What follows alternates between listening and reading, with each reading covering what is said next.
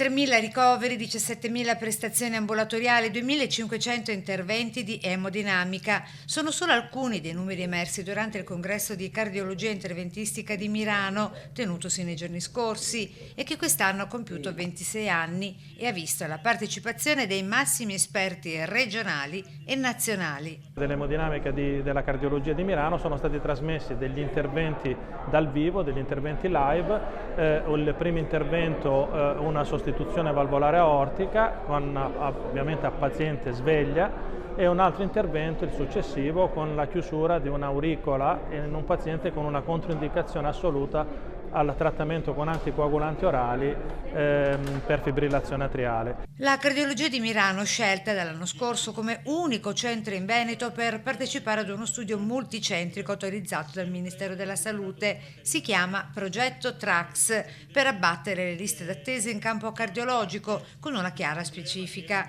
È il primario dottor Salvatore Saccà a spiegare di cosa si tratta.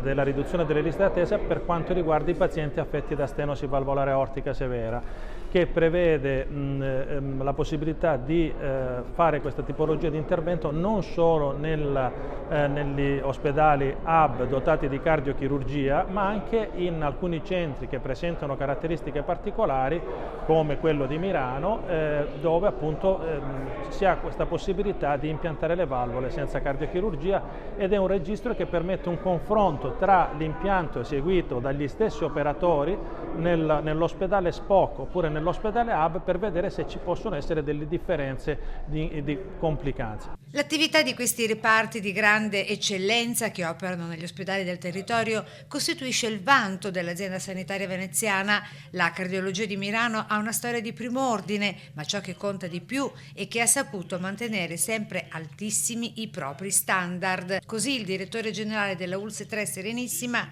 Edgardo Contato.